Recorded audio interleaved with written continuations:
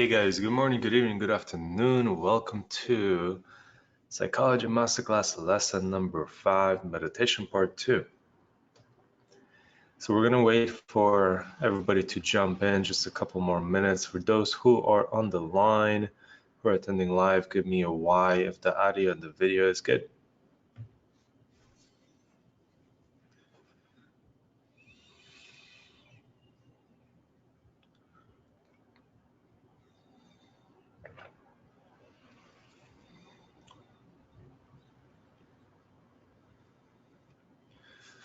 Awesome, guys. Good stuff, good stuff, good stuff.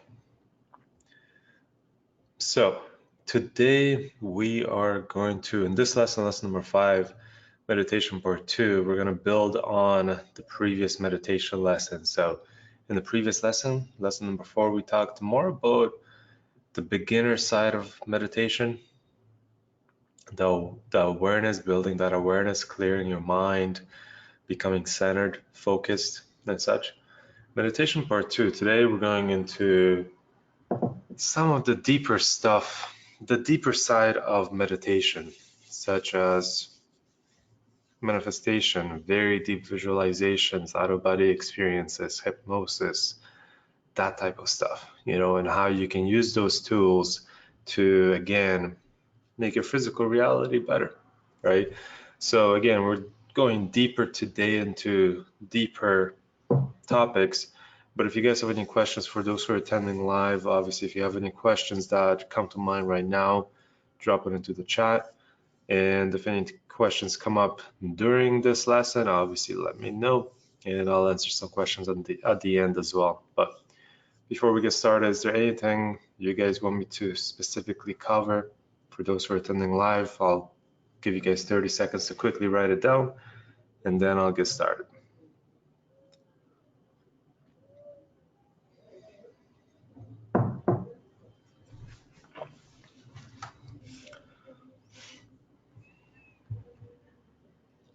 And also, by the way, just for those who are attending live right now, how was the previous meditation lesson? I just kind of want to obviously open you guys up to the idea of meditation, what it can do for your life. But obviously I'm just curious because I never really taught this stuff before. So I'm curious how you guys are finding Psychology MasterClass so far, since we're about halfway in now, just a little bit of, just over halfway. Let me know, give me your thoughts, guys, and I'll read some of these comments out. And then we'll get started with the lesson.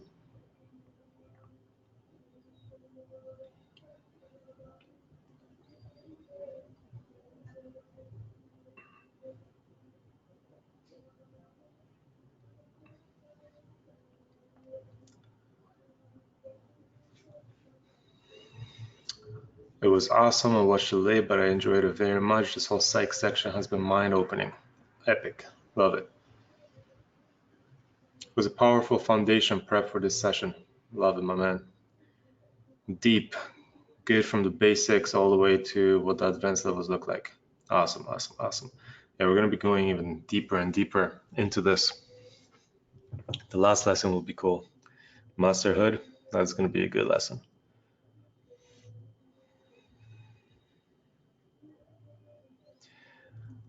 Wasn't here last week, so I missed those two, but the first two have been great.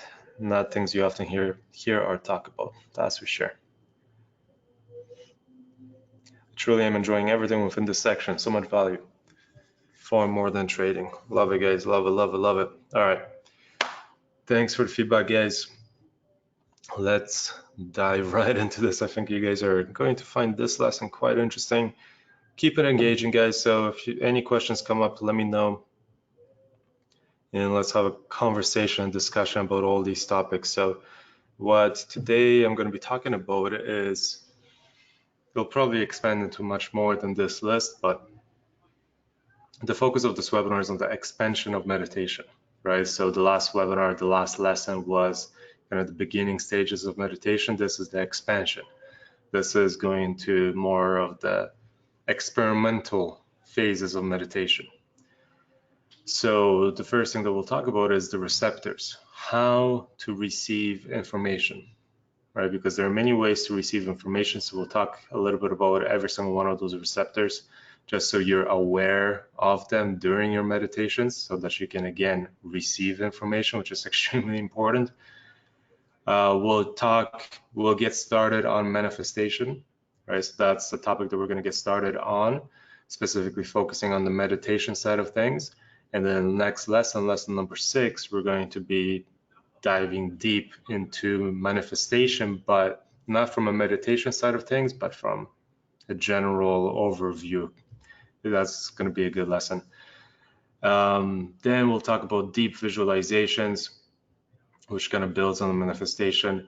Out-of-body experiences, we'll chat a little bit about that just because I already had a bunch of messages over the last little bit in regarding out-of-body experiences that people have been having kind of weird phenomenon going on. So we'll chat a little bit about that because that's an interesting topic and something that you can use to really receive information to gain wisdom. And self-hypnosis, which is a really cool one. And I have a few meditations to give you guys as well, some resources on that topic as well. So that's kind of the agenda for today. And let's start off with just a brief overview, right? So meditation can be used for many things. Normally when you hear people, this is diving into topics that you don't typically hear about, right? Lesson number 4, we talked about things that you typically do hear about when it comes to meditation, the mainstream topics and such as how to meditate, the different types of meditations that we have, Kriya Yoga and such, to the benefits of meditation, such as having a clear mind and being very focused on different things, but mainly clearing those thoughts so that you can become more aware of everything that's going on around you. So that's kind of like the mainstream benefits of meditation. But meditation goes much deeper than that, because what you're actually doing within that meditative state is you're tapping to a higher level of consciousness, right? There are various levels of consciousness that you are a part of, specifically if you believe that you're a multidimensional being, meaning that you live in this physical dimension, but also when you go into the meditative state, you step into a different state of awareness, right? That's totally different than this.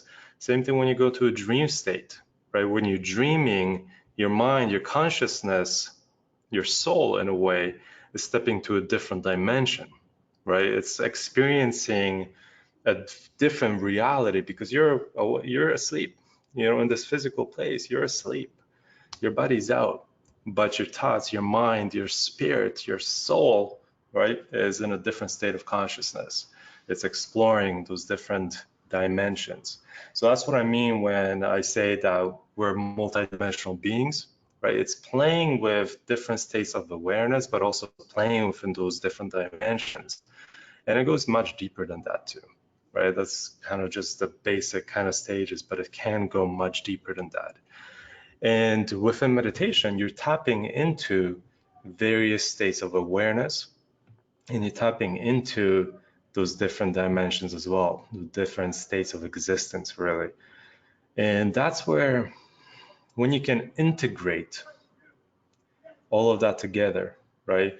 The point of all of this is when you go into a meditative state, when you tap into those different realities, the point of that is to bring wisdom and bring information back down to this 3D dimension, right? To the physical. That's the point of it all, right? Because some people will go into meditation, they will live in that state. Great, but at the end of the day, your awareness, your main awareness, let me rephrase. Your current awareness is in this physical reality, so when you go into a meditative state, bring something back, right? So that you can integrate within this physical reality. And it's really when these exercises come in, because these ones, the things that I'm going to talk about during this lesson, that's diving into more of a psychic realms, those metaphysical concepts in a way, you know. So let's talk about receptors a little bit, because I know that some of you guys, when you are in a meditative state, and for those who are alive, you can give me a why if you do meditate a lot, you've had some weird experiences where you've seen maybe different colors, you've seen some geometry, maybe you've seen images, you heard voices, you maybe felt like somebody's touching you, those types of experiences. Maybe you even had kind of like a gut feeling and knowingness within you, right, during that meditative state. That's you receiving information. Where is that information coming from? Well, we can have a different discussion on that at a different time. But you have to, when I talked in previous lesson about becoming aware, right? We're going to be building on that, because in the previous lesson is becoming aware of your thoughts, right? So that you can kind of pause if you have to, or build on a specific thought if you need to. In this lesson, we're focusing on awareness from a different point of view. Awareness in a way of receiving information, realizing that you are actually receiving information, that there's something more going on here, right? So let me explain that a little bit more. There are these things called 1, 2, 3, 4, 5, 6 clairs. Now those clairs, they're called clairvoyant, clairaudient, clairsentient, claircognizant, clairalience, and clairgustance. Now let me explain that a little bit more. Clairvoyant is visual, right? So when somebody says you're clairvoyant or I'm clairvoyant, that means I receive information in a visual way. I see things, right? So some of you guys might go into meditation, and when you get into a deep state, you might be seeing visuals, right? Images, scenes, memories. That's receiving information in a clairvoyant way, the visual way, right? Clairaudient is hearing. So some of you guys might go into meditation and hear things. You might hear messages. It might be from your higher self. It might sound like you, it might not sound like you. And those that do not sound like you, those are kind of interesting. And you might experience that, and that's totally okay, you know. But that's another way that you might be receiving information during meditation, is through hearing voices, hearing sounds. Clairsentient is feeling, right?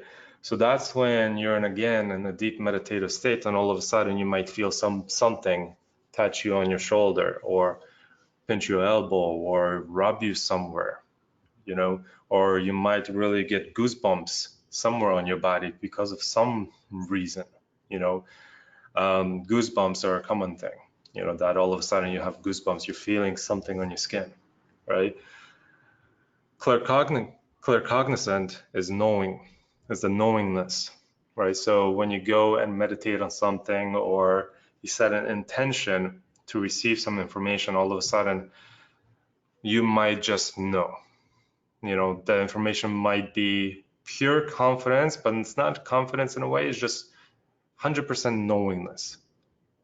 The idea where you just know that that's true, that you just know that that's what you have to do, right? When you get that in a meditative state, that pure knowingness, that's great too. You know, that's all again receiving information in various ways. Clairalience is smell. That's a weird one, you know, but you might receive information through smell as well. And clairgustance is taste. So again, taste is something that you might also be receiving information. Now let me explain those ones a little bit. Visual, obviously that's easy, right? Visual in a state where maybe your intention is to visualize yourself in the future, 2 years into the future as an example, 3 years into the future, what does your life look like? You might see images, right? Let's go from that example, from a manifestation point of view, kind of bending time, twisting time, seeing yourself in the future 2 years from now, right? It's a pretty cool exercise too. When you go into a meditative state with that intention, seeing yourself 2 years into the future, what are you doing? Where are you living, right? What's your life look like? What's your lifestyle look like? That's a manifestation type of exercise, meditation. So going from that kind of idea, that type of intention of seeing yourself 2 years into the future, how could you be receiving that information, right? You could receive that information in a visual way, where you see your environment clearly, you know what it looks like. You might receive it in a hearing way, where you hear the waves crashing. You hear noises, birds. You might even hear people talking or somebody sending you messages. You might feel it. So if you're in a meditation and again you're seeing yourself 2 years into the future, you might feel the wind on your skin. You might feel the heat if you're somewhere really hot. You might feel the cold if you're somewhere very cold, right? So the feeling, the knowingness, right? That's something where without a doubt you just know that that's true, right? Or without a doubt you just know that that's what you have to do. Smell. So now the smells in the jungle has a very distinct smell. The ocean has a very distinct smell, right? Food, obviously. So different parts of the world also have a different smell. You go to the forest here in the mountains in Vancouver, it will smell totally different than the jungle, right? So receiving information that way from a visualization point of view, visualization is more than just visual, right? It's receiving all of that information, even the smell of that environment. And then the taste, right? It's the taste is something that also you can pick up on, because when you think about it, different environments do have different tastes. What does the air taste like, and such. Now that's from a visual point of view. Now let's say your intention is to receive information in regards to an event that has happened, or receive information, wisdom from your higher self, guidance from your higher self, as an example, because your higher self is experienced. So if you want to receive information from your higher self, then again, visual. You might all of a sudden see an image, a memory, right? This is, again, what I'm trying to explain here is the different possibilities, the different things that can happen in a meditative state. Previous example was a visualization, visualizing yourself 2 years into the future, right? And then using those different clairs, clairvoyant, clairaudient, clairsentient, the visual, the hearing, the feeling, the knowingness, the smell, the taste, to receive information from that environment, you 2 years into the future, wherever you are, right? Now, some of you guys might be stronger in the visual scent, right? Some in the hearing, some in the feeling. You guys are capable of all, right? But you might be stronger in different clairs than the others, right?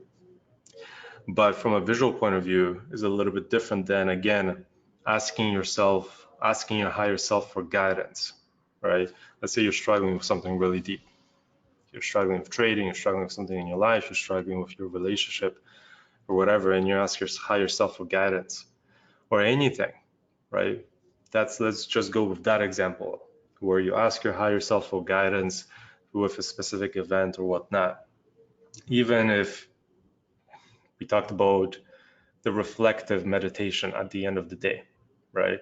At the beginning of the day, the visualization, at the end of the day, the reflective type of meditation. During that reflective type of meditation, you might have an event that happened during the day, and at the end of the day, you're going to a meditative state to see, okay, what triggered that event?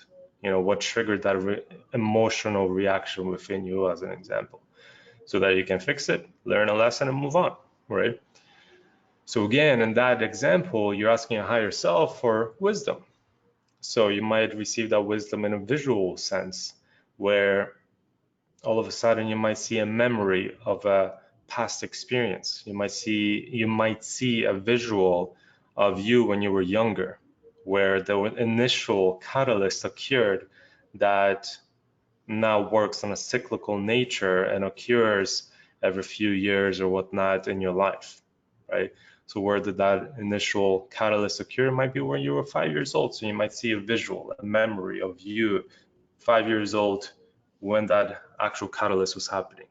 You might hear it, you might feel it, you might have a pure knowingness that this is what caused it, right? The smell, maybe it was somewhere where the place had a very distinct smell. Maybe the place had a very distinct taste, right? So again, you might be receiving information in all those types of ways. Same if you're connecting with your higher self, all of a sudden you might feel something in your body, a pinch, like something's there, like somebody's there. So know that awareness goes deeper than just becoming aware of your thoughts. Awareness, when you do become aware of your thoughts, the next stage of awareness is becoming aware of your senses. Because thoughts is one thing, senses is another, right? They're two totally separate things. One is in the mental state, one is in the physical, in the mental as well, such as the knowingness and such. But that's where the awareness needs to go, right? Awareness needs to evolve into the form where you are now aware of those different clairs, the different ways that you can receive wisdom and information and such. Does that make sense, guys? That's stepping it up a little bit from the previous lesson.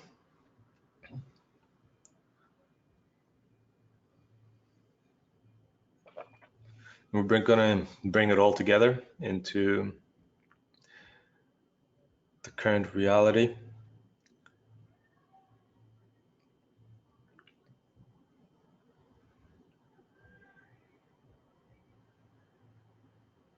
Still figuring out, understanding the sensations, the pinches like you mentioned. Well, the sensations, the pinch would be like feeling something in your skin, right? Sensations, visual, seeing something, hearing something, obviously, right? So I'm not sure in which other way I can explain that. It's the next step. The next step is about actually experiencing it, right? Because clairvoyant is visual, it's seeing images in your mind. Clairaudient is hearing voices in your mind, right? Clairsentient is feeling something on your body, right? And that's where the pinching is coming from. It's truly what you believe at the end of the day, but it could be something, some kind of soul, some kind of being, some kind of entity, who knows, I don't want to go into, I want you guys to experience it, because I can talk about my experience and stuff like that, but I don't want it to kind of cloud your own experience, so I want to share things that will allow you to experience for yourself, so I can go deeper into all of those things, but again, that would be clouding a little bit.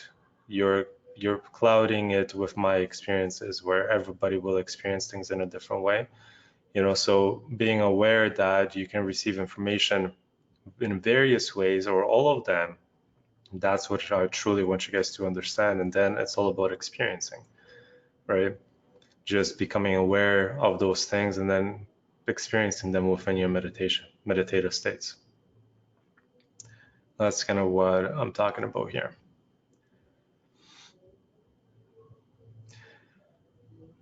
If we go deeper into manifestation as an example,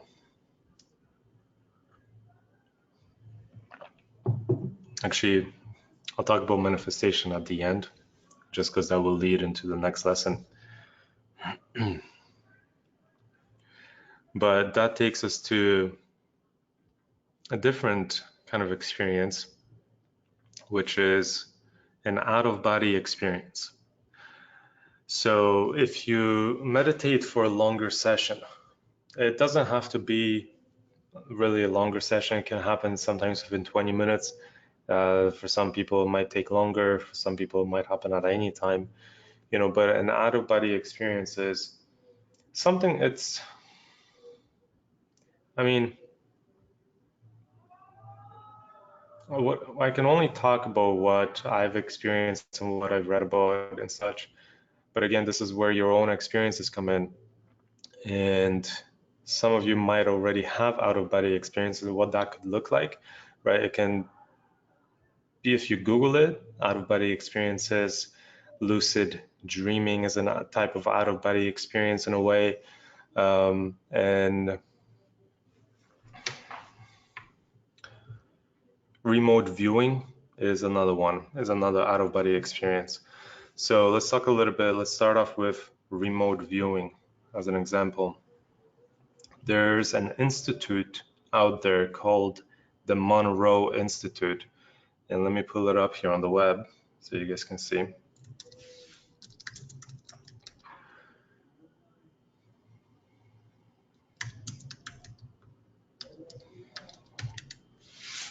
This is really cool. And here we go.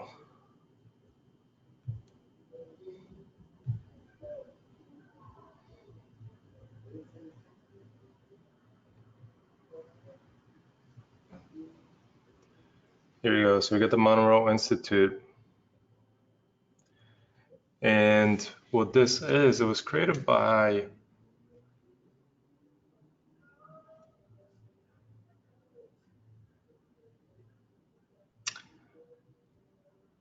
Robert Monroe. Let me just make sure I get my facts correct here. If I'm not mistaken, this is the man that was initially working on the lie detector, right? That machine.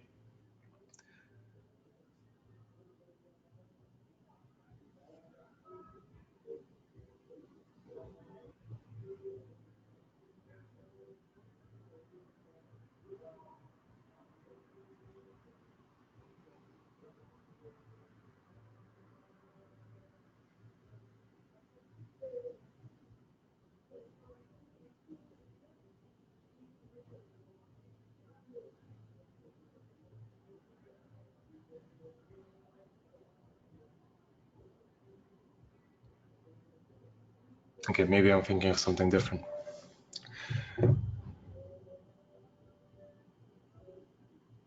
But anyway, dig into the Monroe Institute, and what they do is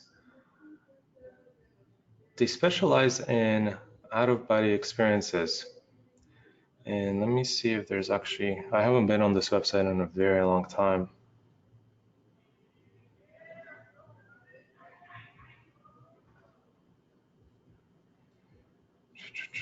But they've been conducting, yeah, anyway, dig into this. There's just a resource, dig into it, look into the Monroe Institute, see what it's about. And what was happening back in the day, let's take it back to World War. CIA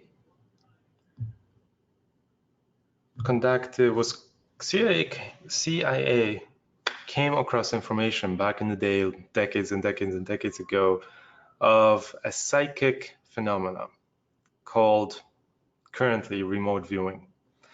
And it was a protocol that was developed that allowed an individual to project their consciousness to a different part of the world, and sometimes not even the world, into outer space, and receive information from that geographical location in a way of visuals, hearing, knowingness, right? Smells, tastes, right? Feeling, hearing, all of those, right? Receiving information.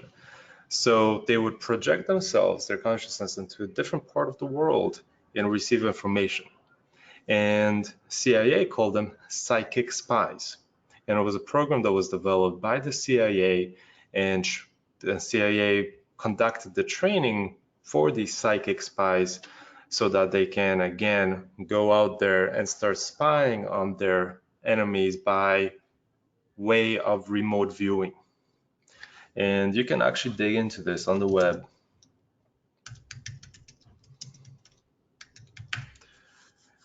And you might even find some older. It's called Project Stargate.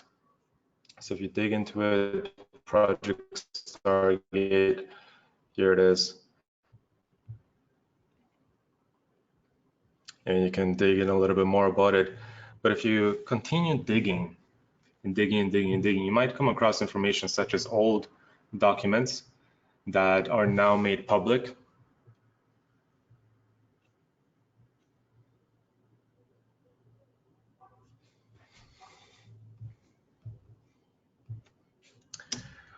And the reason why I'm mentioning the documents is because the documents have a bunch of science behind it and the protocols and such.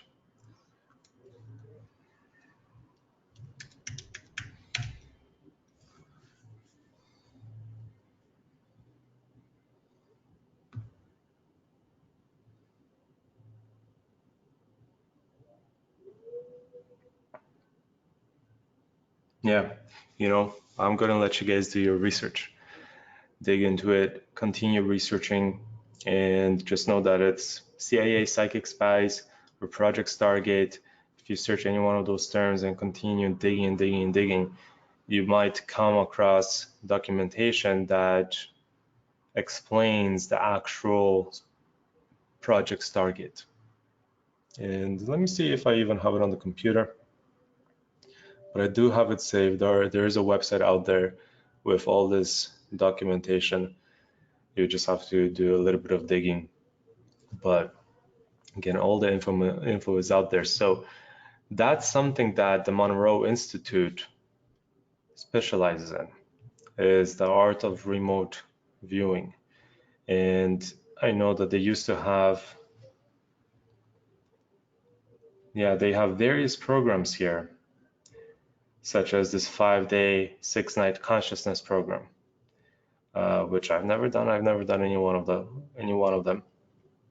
But that's something that you can again dive into and learn a little bit more about the psychic phenomena, and again diving deeper into this meditative state of awareness and what can actually happen within it. But the projections, right, the out-of-body experiences, that's something that you can direct yourself as well, right?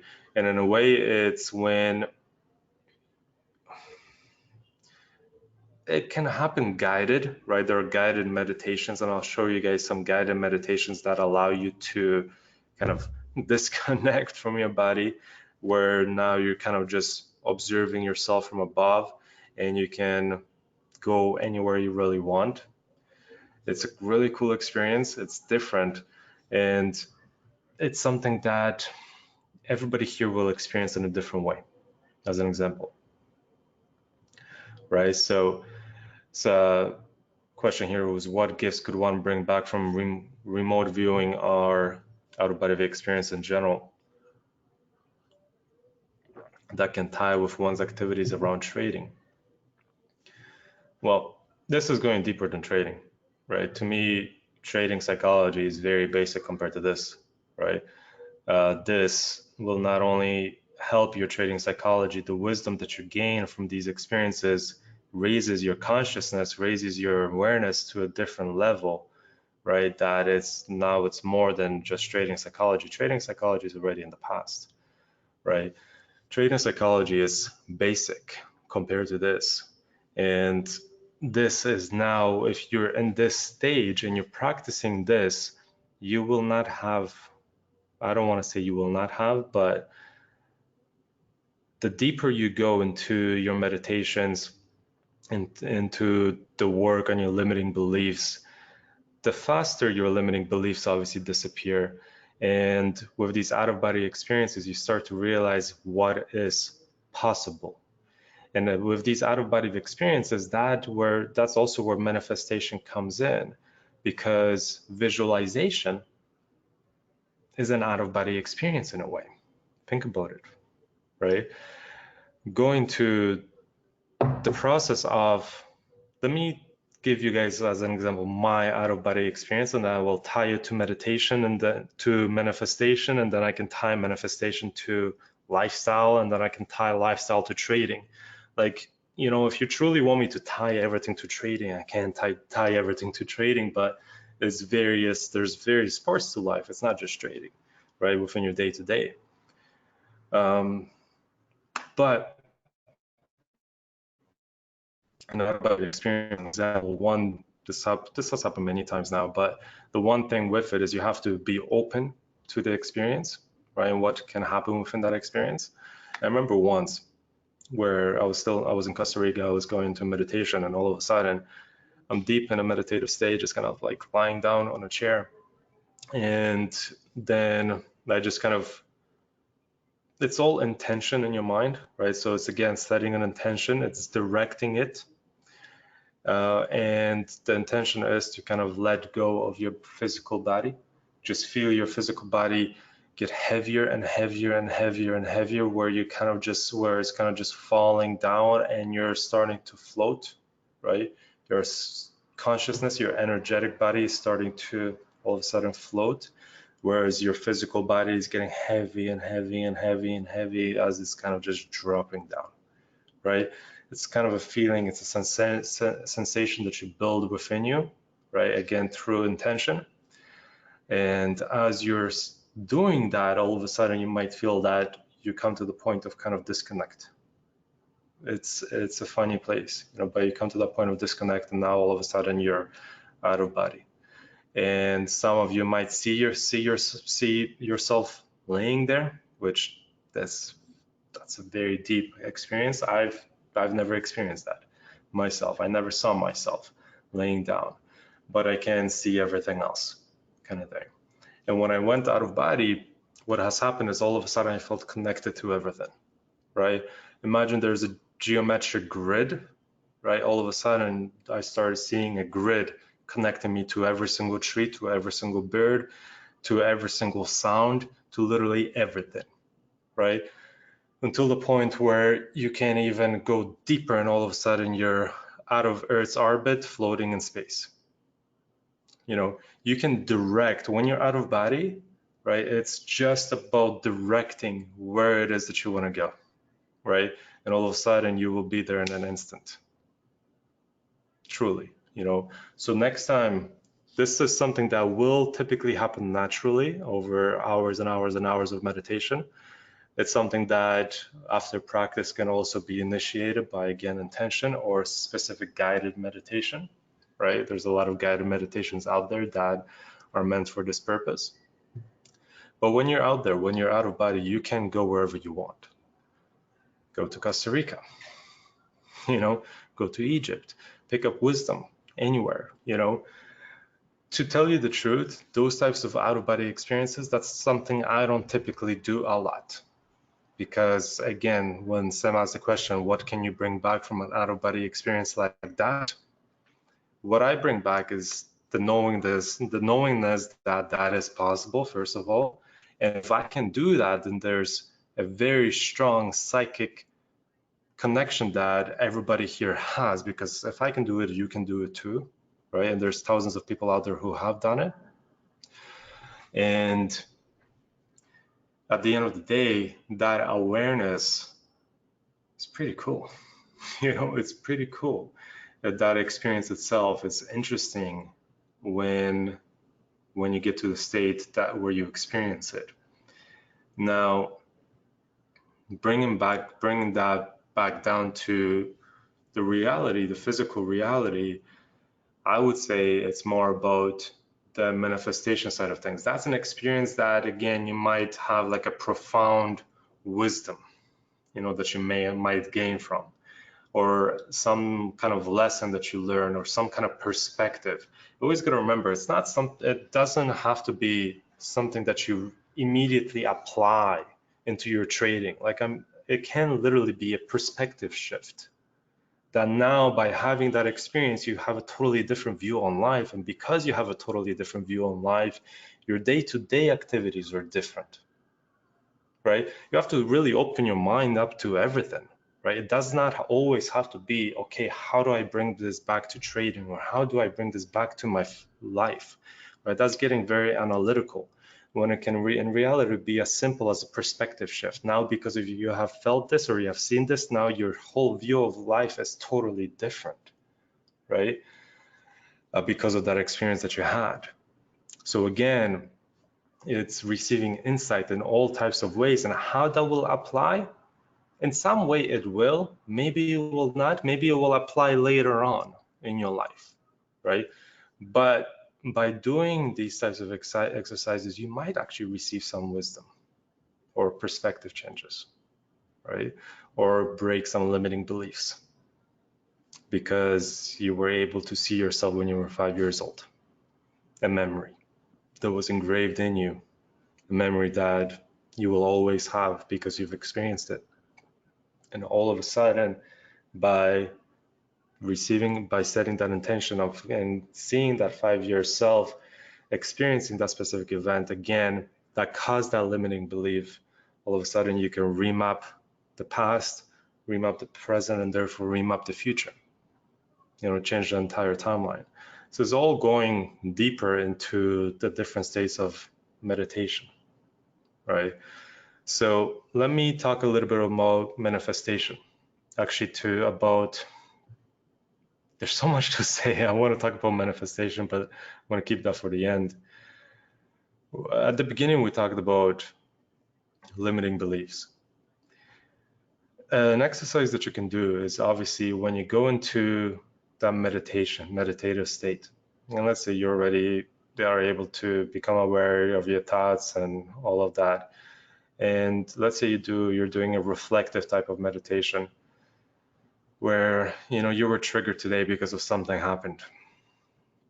So your intention might be to again figure out what caused that trigger or that emotional reaction.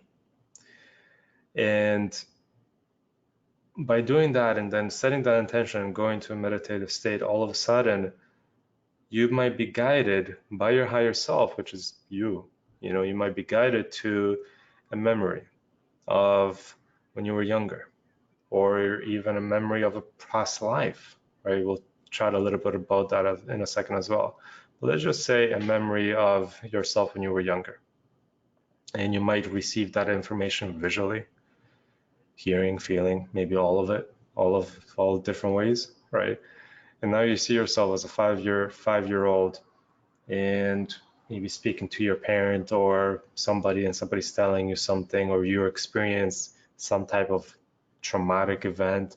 Maybe you experience something totally different, maybe not a traumatic event, but something that has happened, that has gave you a perspective, that has gave you some certain meaning. Maybe your parents or your sibling or family member or friend or whatever, somebody told you something that all of a sudden created a limiting belief, or made you feel not loved, or made you feel in a specific way.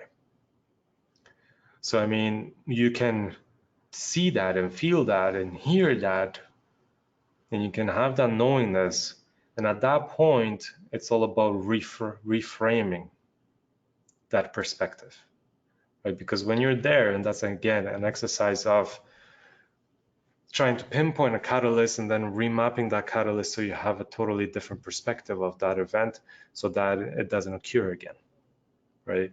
So in that event, let's say something happened, somebody said something, let's just say bring them back to trading. Okay, we cannot afford this.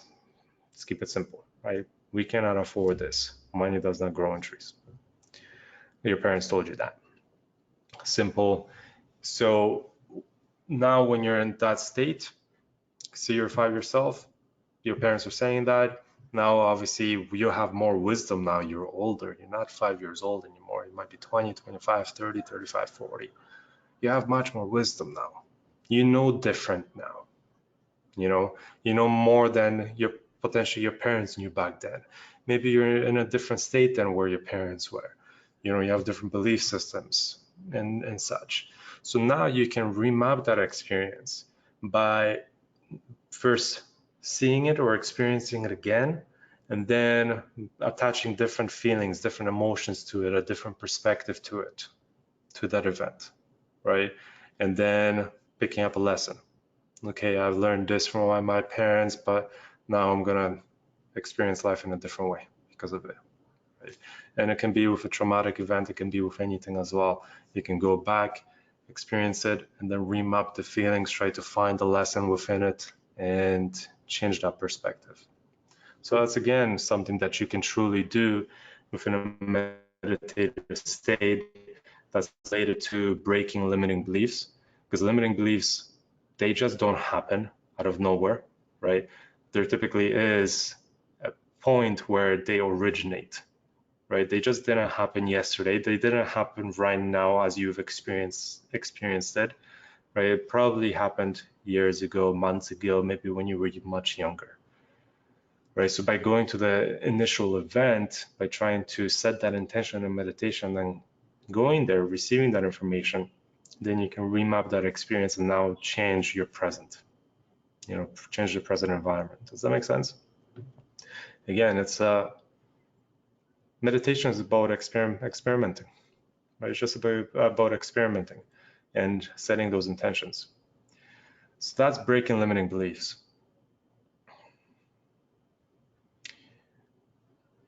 And before we go into manifestation, another idea that I want to share with you guys is something called self-hypnosis. Because not only you can go and achieve those states of consciousness within a meditation, a state of meditation and such, but you can also go to various states of consciousness through hypnosis, right? And there's self-hypnosis and actually guided hypnosis out there, and it can go into different various fields. Self-hypnosis can be focused on past life regression or just a regression in general. Regression back in time. And the same experience that I just talked about, going back in time to your 5-year self, as an example, setting that intention, going to a meditation, and then being open to receiving information, that can also be achieved through hypnosis, right?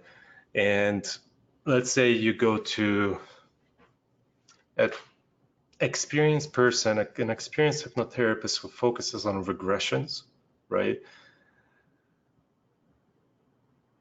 And because they're a hypnotherapist, they are there they practice in that field of hypnosis and healing through hypnosis.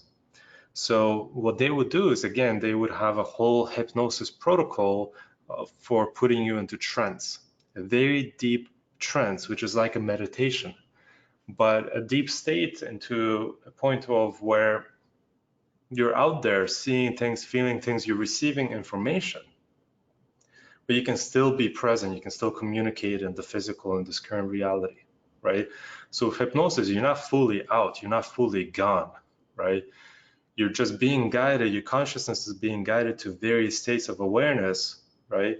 But you're still in the present, you can still communicate with the person who's conducting the hypnotherapist, as an example. So what can happen here is you can go into, the hypnotherapist can guide you back in time in this current lifetime, right? If they believe that you're experienced enough, they might guide you even further to a past life, maybe even various past lives. And if you go to a trained professional, right, they know what they're doing, then it might be easy for you, it might be hard. It really depends on how open you are. But you might all of a sudden start seeing glimpses of different lives that you have experienced. Because at the end of the day, this is not the only life, right? And this, I'm just talking from what I have experienced and just my point of view, right? Everybody here might have a different point of view. So this is, again, just from what I have experienced, because I've done these hypnosis sessions and such. And you can go and see previous lives, 50 years ago, 100 years ago, 1,000 years ago, 2,000 years ago, even potentially further than that, right? Where all of a sudden you're being hypnotized and you're seeing things of what you look like, of what you're wearing, where you are, to a point of what's your address, and right away you say it, right? What are you wearing? Right away you say it. Are you married? Yes. Do you have kids? Yes. What are their names? Mark and Steven. Where do you live? New York. What do you do? I'm a trader. What year is it? 1942. You know, what's your street address? This. It can go literally that deep. And my hypnosis experiences were like that, you know, where I go into trance and I get into a very deep trance, and these were guided hypnosis, right, sessions, where you get into really, the hypnotherapist gets you in a really deep state, and all of a sudden you open a door. It's like there's a protocol that happens, and you're already in a very deep state. And when you are in that deep state, you might open a door, you might take a hallway, you might take a road, you might take an elevator and stop at a floor. Depending on the hypnotherapist, they might have a different exercise to get you to that different life, right? And when you get there, all of a sudden, who knows what you might experience, right? I had a life where I was a trader, and I felt like that was my previous life. I was literally in New York, and I was a trader right kind of at the beginning of all of this happening, right? This was back in like 1940s, 1950s, 1960s. That's when I believe this life occurred, right? That specific one. And I had other lives that I've experienced that I was in Egypt, you know, and in that part of the world, thousands of years ago, kind of thing. And literally, it can be so clear as the hypnotherapist saying, go to a significant event in that life, and all of a sudden you're experiencing an event from that life, right? To having a dinner, to something happening, to even the death scene of that life, right?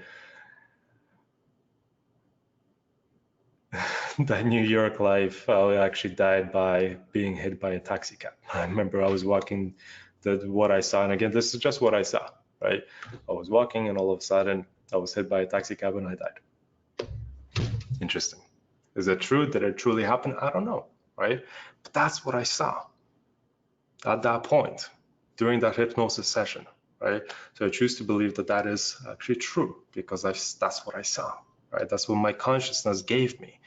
And the first blockage can be is when you start seeing this information through a hypnotherapist or self-guided hypnosis, right? When you start receiving information, right away you might be like, why am I thinking about this, right? It's not relevant. But at that point, pause, because that thing that you're thinking about, the thing that you experience, might actually be a past life, right? That information that you're receiving. Because at the beginning, when I started kind of opening up to going back in time and experiencing different realities, different lives that I have lived, I received information. And the first few times that I did it, I just kind of received information. I just kind of shook it off, right? Because I wasn't open enough. I received it. I'm like, why am I thinking about this? And shook it off. Where after it happened, I came out of meditation. I started reflecting a little bit. I'm like, well, that was actually something that I was supposed to focus on instead, right? And then when I focused down on that, all of a sudden more information came in, right?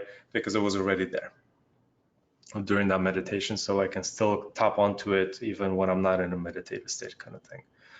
So once you become more open, the more information you can receive. But again, that's where that awareness comes in as well, because at the beginning, I would receive information, I would just block it off, you know, because I thought it was not relevant, but in reality it was, right? So eventually you just become open, and when you receive that information, you just absorb it and go deeper. So out-of-body experiences like that, there can be much wisdom gained from, right? A lot of wisdom. And again, this is I've done this in a self-hypnosis. I've done this in a guided hypnosis by a trained professional. And Molly actually got trained by that professional. She's a certified hypnotherapist specializing in regressions. So we actually plan on doing this quite often, just experiencing a little bit more, of that. And I'll give you guys some resources as well that you can kind of search and tap into. I didn't realize I was streaming still. But that has a lot to do when it comes to potentially healing as well. Because when you go into the past lives, sometimes you might have attachments from previous lives that you kind of bring onto here. You guys heard about karma before, karmic events, something happened in a previous life and all of a sudden you bring it into this life kind of thing. For hypnosis, you might go to a life where that initial event has happened, right? And why did it happen? You can figure that out, and all of a sudden you can change it by changing your perspective of that event, attaching different emotions to it, and that karma does not exist anymore in this current life, right?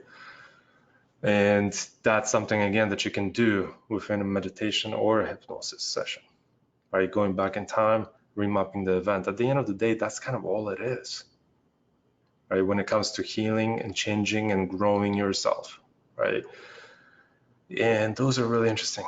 But the thing is, because time, and that when you're in those different states of consciousness, time is really weird. Feels like it does not exist, right? And just like you can go back in time, you can also go into the future.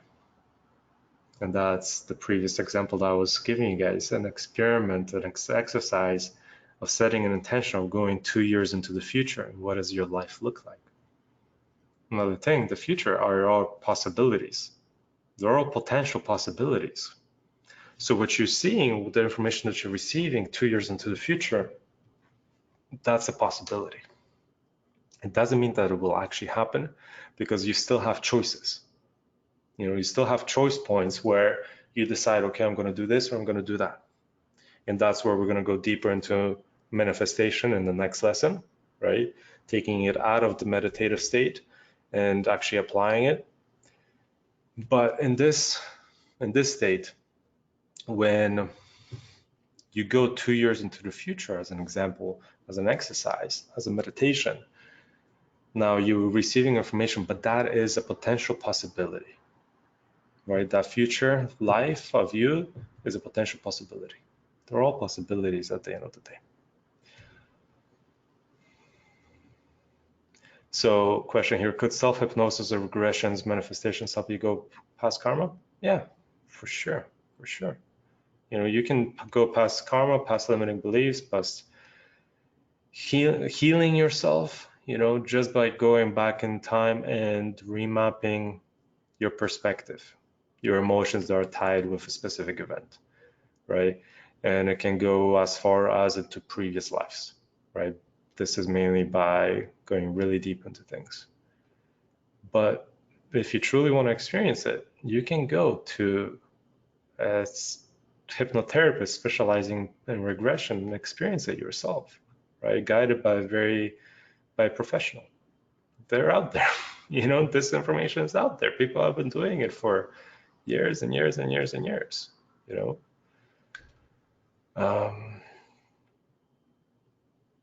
Yeah, so self-hypnosis, I'll show you some meditations. Let me give you some points on this. I'm going to give you a bunch of books on this as well, where you can dig much more into hypnosis and those states of consciousness. And this is going to take you a little bit deeper, guys. This is literally going to go a little bit deeper. So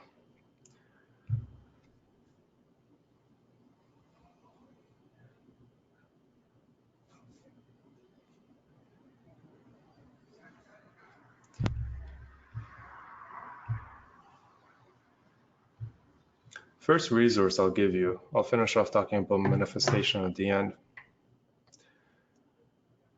First resource I'll give you is some guided meditations.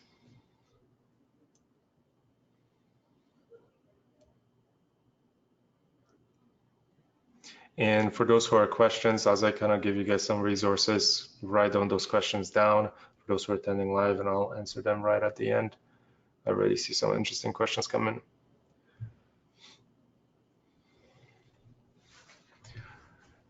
And if you go to a website, www.asktheo.com, so asktheo.com, there's a section here, store, and when you go to store, Theo guided meditations.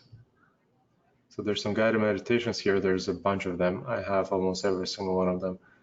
And they're really good, right? They're really good. And they go into different topics and such. We got meditation online with the divine, chakra balancing. This is a really cool one where you focus on every single chakra, and you balance it. Connecting to source energy, expressing your brilliance. That's a cool one. Expression of masterhood. Financial abundance. This is a really cool meditation if you want to kind of raise your financial abundance. This is a really interesting one.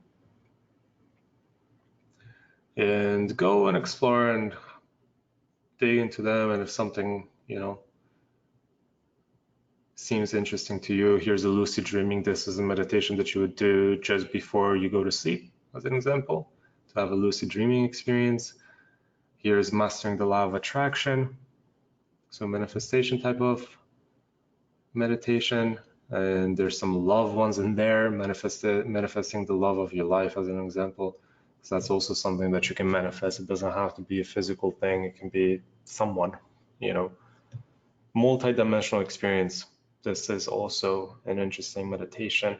Opening the third eye, that's an interesting one. Out of body experiences, it's kind of what I'm talking about.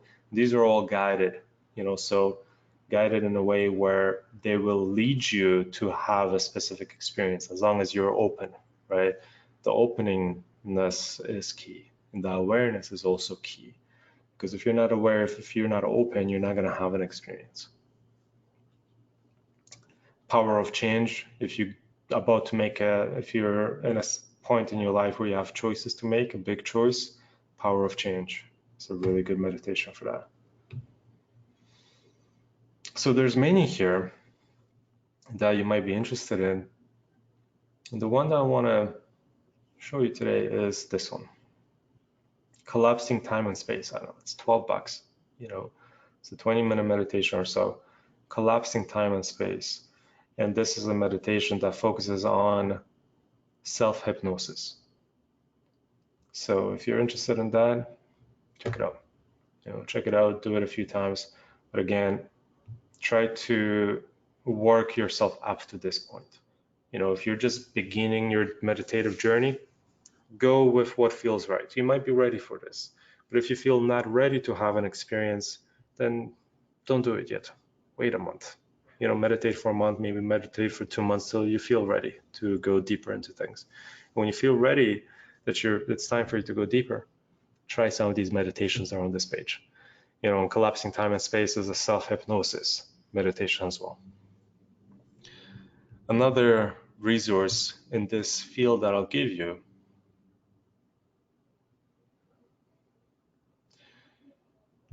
question here, are they all worth the money? I want to try them all, but at $12 each, they will quickly add up. Rephrase your sentence, bro. We're talking about limiting beliefs and such. That's a limiting belief. $12 each day will quickly add up. So what? Let them add up. Total $200, is that a lot of money? Think about it, right? We're doing this so that we break limiting beliefs. And at the end of the day, you don't have to buy every single one today, right? You can buy 2, 3 that you enjoy, and then next month buy 3 more, and next month buy 3 more, and next month buy 3 more. Start small. You don't have to buy all of them right now, kind of thing. But again, the words that you say is, you have to be aware of that as well, because $12, but it's just $12, and at the end of the day, it's just $200, maybe $300 for all of them, right? but it's not a lot of cash. You'll go and buy an Xbox for $400, you know, or other things for $400 or $1,000, or something for $1,000 that you won't even think about, you know, like a TV. So, but yeah, check that out. They're really cool, and they're really cool. Theo, that's if you feel like it, dig a little bit more about it. Ask Theo. If you have Gaia, if you have a membership to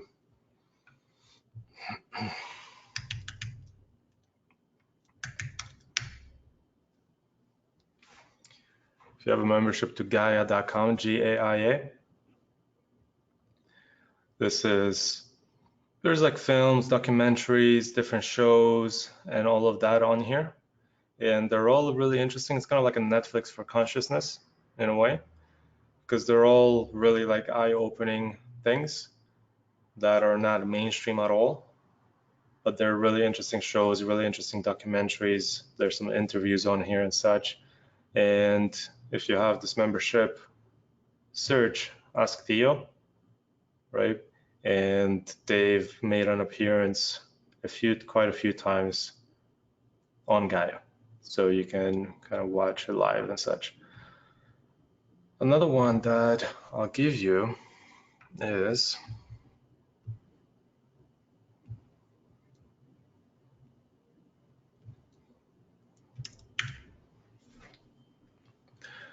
Georgina Cannon. This website's a little bit old school, needs a rebranding.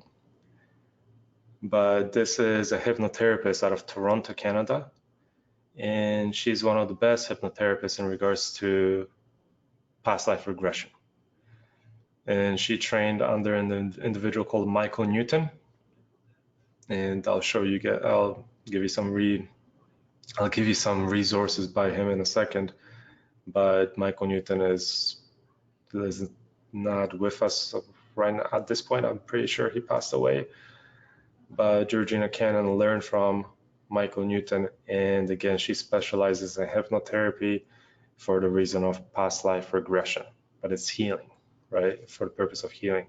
So she does trainings, and Molly trained under her, and she also teaches in University of Toronto. She's a professor, right? So this is not just some psychic bullshit. Like, she's an actual professor teaching at a university. She's a trained professional in this field.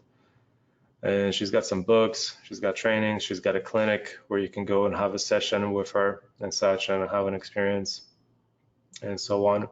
But she's also got some audios in here.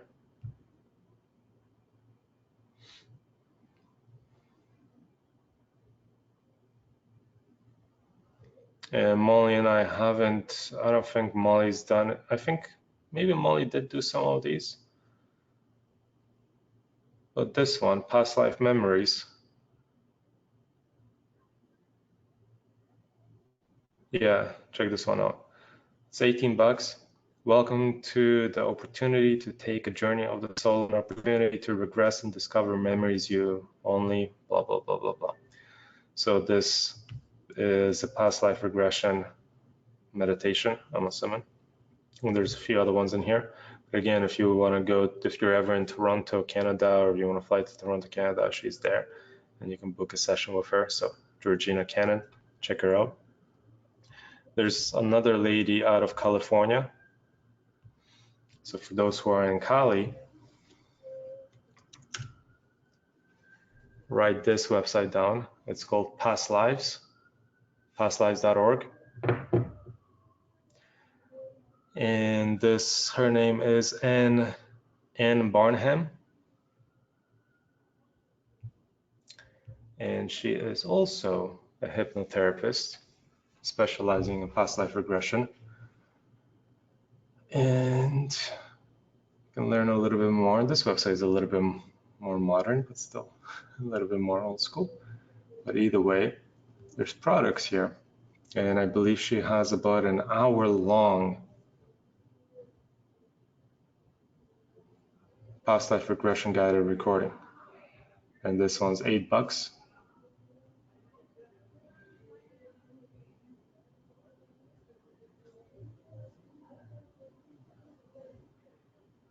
And this is a 40-minute plus. Guys, self-guided self-hypnosis, right? So this is guided by her, but it's you're listening to it and you're hypnotizing yourself, but it's still guided kind of by her. So all of these, I gave you guys 3 resources for self-hypnosis or hypnosis by trained professional in an actual clinic, you know, if you want to experience that, from Georgina Cannon and Barnham in California. So that is that. But if you go even deeper, if you want to go to not the source of this information, but an expert in this field,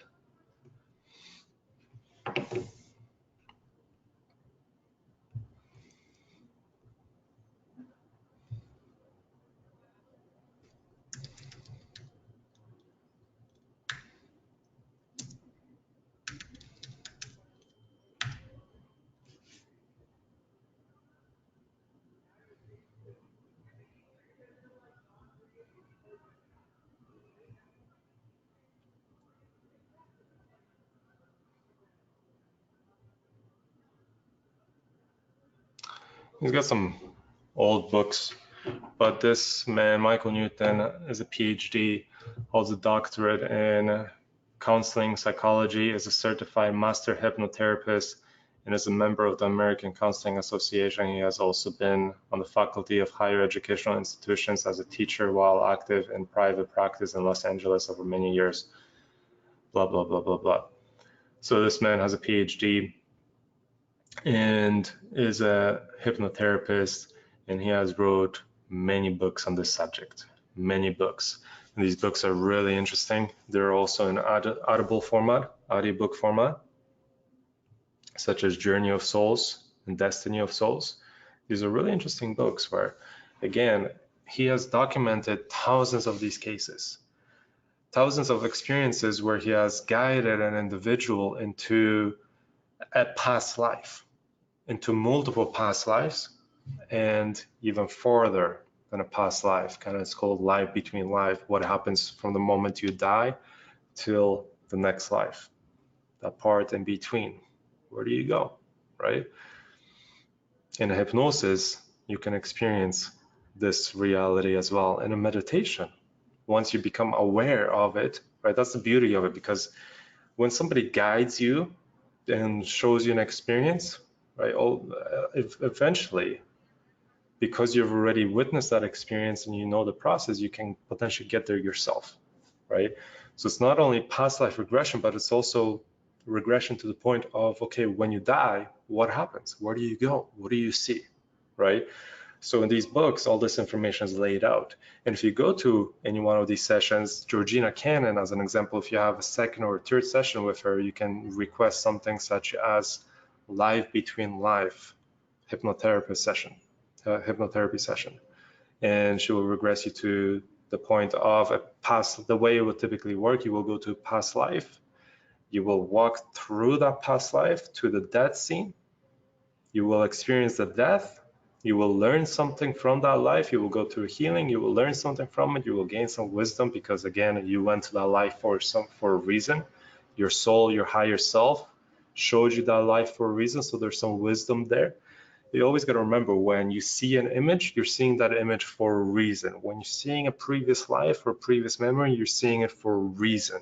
There's always wisdom there. There's a reason behind it, right?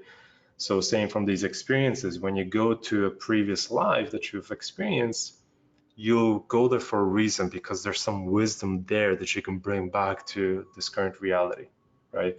Something that you have learned from that experience that you can integrate here, as an example. But when you go through the death scene, they will guide you even further as a soul past the death scene, right? And that's where things truly get really interesting, and I'll let you guys experience that for yourself, right? I'm not going to speak much about that, but I'll let you guys experience that for yourself, for those who are interested. And if you want to read about it, again, he has documented thousands of cases, and he has written about them in these books. Journey of Souls, that's the first one. And it's this right here, Journey of Souls by Michael Newton. There's an audible and obviously a written version, print version. And Destiny of Souls is number 2. It's the sequel to this one. And again, Destiny of Souls by Michael Newton. And Life Between Lives. This is hypnotherapy for spiritual regression. This is more like a guidebook for hypnotherapists, right? So this is something that he left behind for hypnotherapists that kind of talks about his protocols and such, right?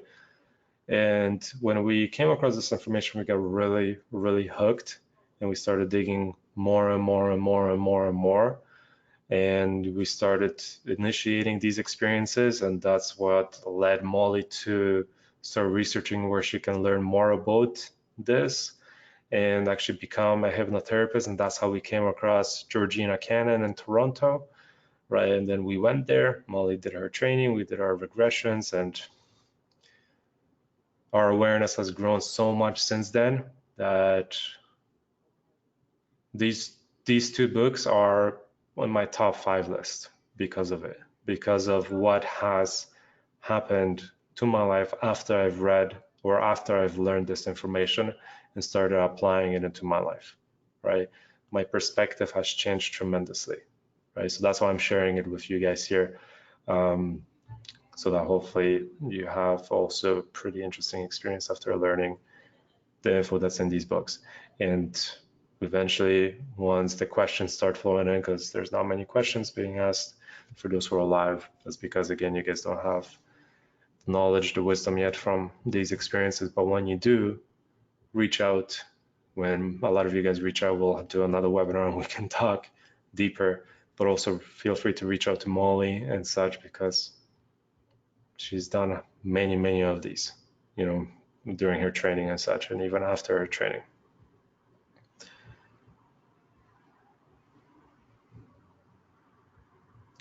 So let me give you a few more examples of different things.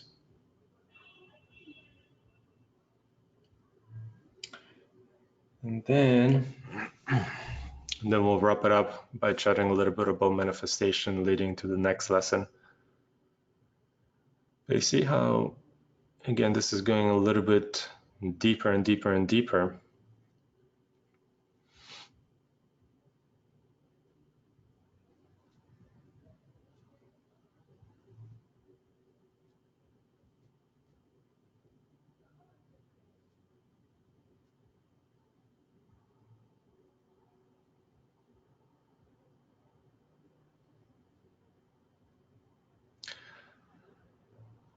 I'm not about giving books that I haven't read myself, but I do have a book here that I haven't read just because after experiencing it, I didn't feel like I needed to read about it.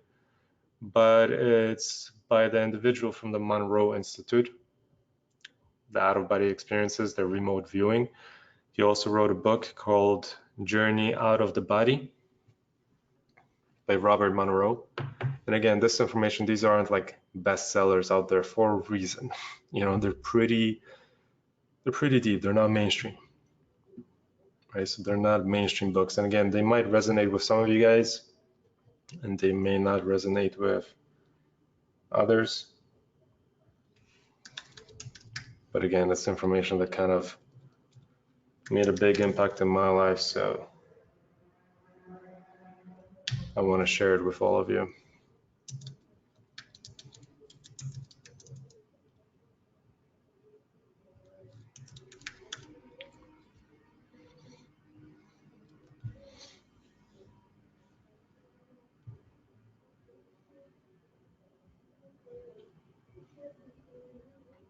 This is an old book written many, many years ago.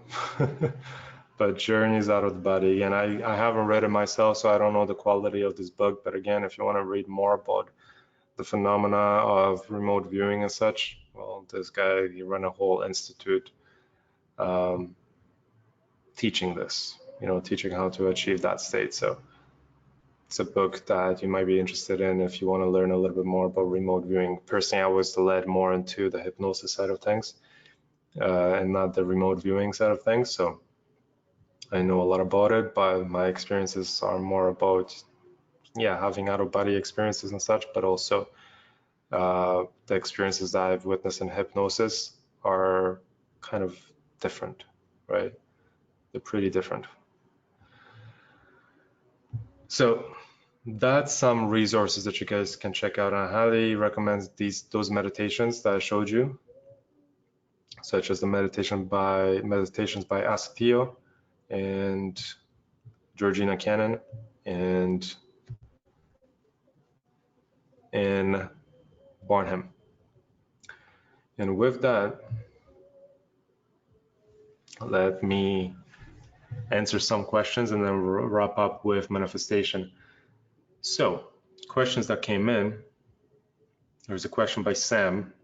I heard about the Akashic records. Could one access it through regression or self-hypnosis? So the Akashic records is something that people named library of your past lives, of all the memories that you have, of all the experiences that you have, right? They call it the Akashic records, which is everything that you have ever experienced is in the Akashic records, right? So in a way, when you go into meditation and you're pulling wisdom from the Akashic records. But the Akashic records, it's a name that we gave it, right? At the end of the day, it's just information, right? It's stored somewhere. Where it's stored in your consciousness somewhere out there. You know, that's a philosophical conversation, a very intellectual conversation that we don't have to have right now. But that's kind of what the Akashic records is. It's a storage of all your experiences in this lifetime, but all lifetimes, right? Not just here. So when you're going into hypnosis and you're accessing different past lives, right, and those memories from them, you're accessing them from the Akashic records, right? Same thing when you go into a meditation, receiving wisdom, right? The wisdom could have came from a previous experience, and therefore the Akashic records, right? So the Akashic records is just a storage of your experiences, and that's it's referred to as Akashic records. What that storage actually is, what it looks like, we can't experience it in this physical reality, right? You have to step out of it a little bit. But yeah, regression, self-hypnosis, meditations, wisdom, like that's all Akashic records, right? It's all stored in the field.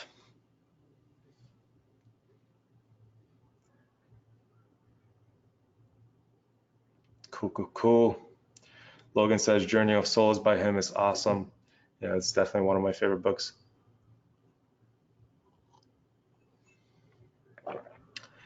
Shimon says, guys, please correct me if I'm wrong, but basically you can get anywhere you want by self-hypnosis, just by guiding yourself instead of someone else doing that for you. Basically, he's done it thousands of times, so he knows best way to do it. Same goes for MP3, right? Yeah, that's the thing.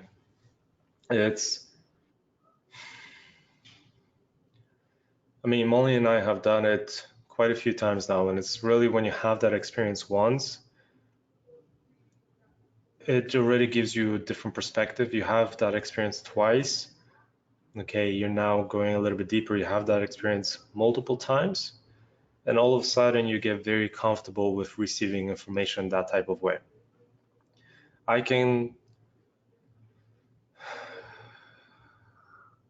That self-hypnosis can be achieved in minutes even, right? A lot of times, this is a tool, it's just a tool, but you start to channel information. Channeling information is just opening up yourself as a channel, and all of a sudden just wisdom comes in. If you're ever with me, you'll notice something that I do. And this is something that I just picked up from the ancient culture. And you know how people cross their hands, right? When you cross your hands this way, you're blocking yourself. You're blocking yourself from receiving information, right? You're very close-minded. But if you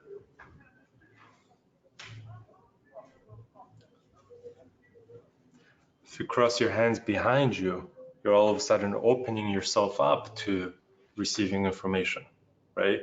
So what you'll see me do a lot of times, if you're actually with me, you'll see me pacing back and forth like this, just slowly. And it's so common that I do this because all of a sudden I might be thinking about something and then I feel like there's a little bit more out there, a little bit more guidance, a little bit more wisdom that I can receive. And then I'll just kind of get myself in a calm, centered state, and I will just build on that information, just kind of pace, open myself up, and build on the info. But it's something about crossing the arms in this way, putting them behind you, that in a way it's like a trigger. It helps me to receive more information. And it's just the act of opening yourself up physically, which also opens you up energetically, right, to the idea of receiving info. So it's just something that you can do at any point when you're making a decision, when you're brainstorming or whatever. You can brainstorm in a meditation, right? But a lot of the times I don't have to do that anymore, where I have to sit down and get deep into a meditative trance to receive information. I can literally get in a meditative state within seconds, cross my arms, and pace back and forth and literally receive information that type of way too. And I can do that for minutes. I can do that for 10 minutes. I can do that for 20 minutes. And then when I come out of it, I'm like, Molly, I got shit to write down, and then I'll dictate and Molly will just be typing. And that's how that's one tool, but to me, that's meditation, opening myself up to receiving guidance, to receiving wisdom. And that's how I solve a lot of problems, right? That's how I really connect with my higher self and pull wisdom from the Akashic records, right? Let's bring the terminology into it. At the end of the day, that's what you're doing, whether you're sitting down in a meditation with your legs crossed, or just sitting down on a chair, or walking in a forest, or pacing with your arms crossed behind you. You can receive information in many different ways. And when you do it once, you can do it again and again and again and again and again. Same with these kind of hypnosis sessions. Molly has done it many more times than I have because she was in these trainings, she facilitates them and such, but she can connect with her higher self just like this because she had to during the hypnotherapy trainings, right, that she had done. And it's pretty easy for her just because of the experiences that she had, right? But everybody can have those experiences. And then the information that you get from those experiences, again, there's a lesson there, and you always got to remember, because you're having it, because your higher self is showing you that information, is showing it to you for a reason, because it can be applied to what you're experiencing right now. Otherwise, you would not see it. It will be pointless. And your higher self is not, in my opinion at least, does not concern itself with pointless. So the information that you're receiving is actually information that could be purposeful in your life.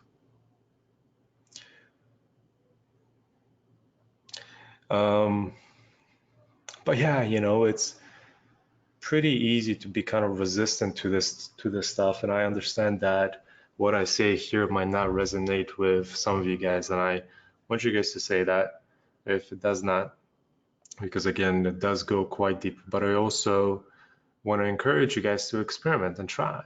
That's all I really want to show you guys and tell you some things that you can experience and do, and then see what happens, right? At the end of the day, you guys have your free will, you have your choice to do what it is that you want to do. And I know that this information has took me so long to kind of pick up on, right? I've been on a personal development journey for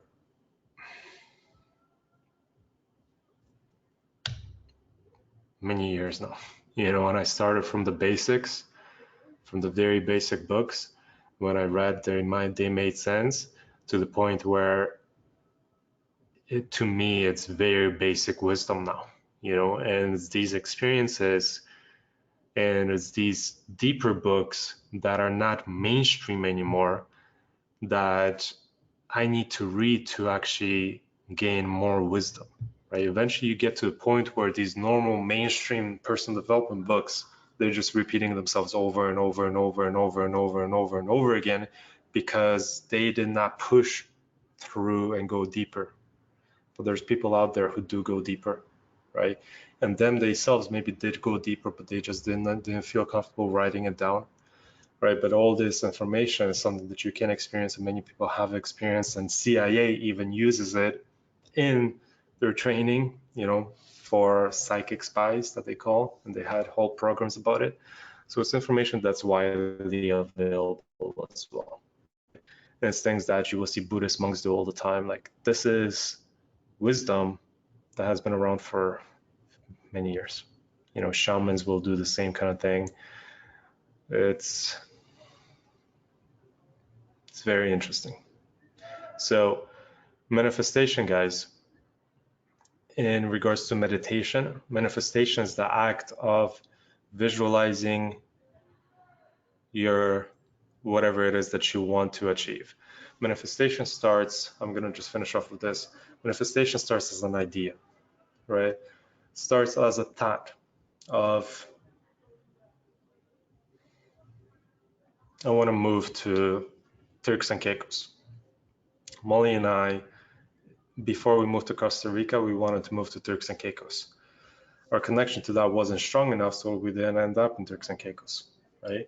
But it's something that we visualized. And obviously, I kind of came across a house in Turks and Caicos that we really enjoyed. And then in a meditative state, we would project ourselves into that reality, into that house, of what it would feel like living in that house. Because we've seen the images on the web, we didn't experience it, but we've seen the images, so we have a general idea. So in a meditative state, I can go into a very deep visualization, right? Where I now see myself waking up in that bed, right? Opening up the doors and feeling, again, you got to bring all the senses into it, the feelings, the knowingness, the tastes and smells and hearing sounds, the visuals into that experience. Meditation within a meditation on the topic of manifestation is experiencing all of that again, right? But in the future, right? So when we were kind of visualizing and manifesting Turks and Caicos, what has happened is that we're focusing on this one house all the time, what it felt like living in that house, waking up in that house, working from that house, swimming in that pool. It was right on the beach, so walking down the beach, what did that life feel like? So I would visualize all those aspects of that lifestyle, right? But I would also focus on the sounds of the waves, the hearing, right? Aspects of things, to the feeling. What is that again? The wind feel like, the water feel like, the pool feel like, the grass feel like, the sand feel like, right? The wind, the knowingness, the knowing that, yes, I can have that and I do have that, right? And the smells and the tastes, bringing all of the senses into that manifestation. And we did that over and over and over and over and over again every single day for maybe a couple months. And then all of a sudden, Molly checks her email. And at that point, Molly was more into blogging, and she had a blog and all of that, focusing kind of on a travel blog. And she got an email from a hotel in Turks and Caicos, which was offering her a few nights stay just so she can blog about it. And then we ended up digging deeper, and that hotel, because they were offering up us a villa, that hotel, one of the villas that that hotel offered was the house that we initially saw and were visualizing. And it all came full circle. This was literally a few months after we started that meditation, right? And that's what I mean. Things are fully connected, and all of a sudden this just random person right from that hotel somehow saw Molly somewhere on Instagram, reached out and is like, do you want to collaborate? Here's this is where I work for, and we can offer you a villa. We never ended up going to Turks and Caicos because we went to Costa Rica during that time, and we never ended up going, because once we went to Costa Rica, it felt like, okay, that's home. So when we came back from Costa Rica, we kind of put Turks and Caicos on the sideline and focus on the different choice, right, which is Costa Rica. And then we did the same thing with Costa Rica for a longer period of time, but actually committed to Costa Rica. And I'll chat about the other parts of manifestation in the next lesson, which is going to go deep into manifestation, right? But in this lesson, I just wanted to talk briefly about the meditation side of things, because at the end of the day, the meditation side of things is knowing how to receive information, right, through those different senses and opening up to those experiences. But also from a manifestation point of view, it's again seeing yourself in the future, living that life. What does it look like? What does it feel like? What do you hear? Again, connecting yourself, all your physical senses, connecting them to that lifestyle within a meditative state. And that's something that you can do. It might take some time to get to that point where you can stay in that place for a longer period of time, because at the beginning it might look like this.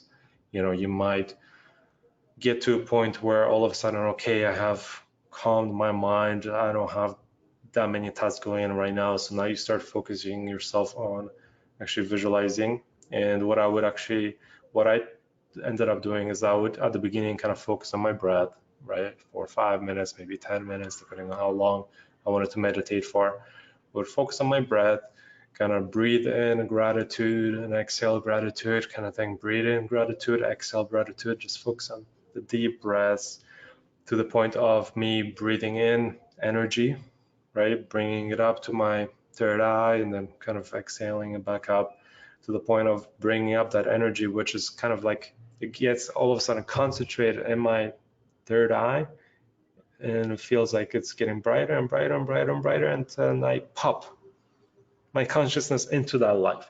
And for some of you guys, it might be different. It might be a different process. The ASTU has a meditation on that, right, that you can do as well. It's called Remembering the Future. And I'll show it to you guys here, just so if you're interested.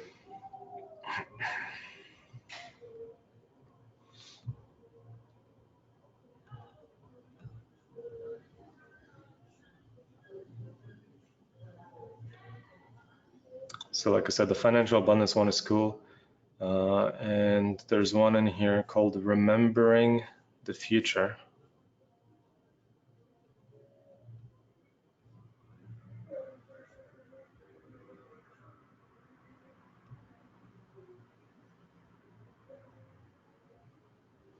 It's 16 minutes, but this one focuses on actually yourself 2 years into the future kind of thing, and it guides you through the steps that I just kind of talked about, right?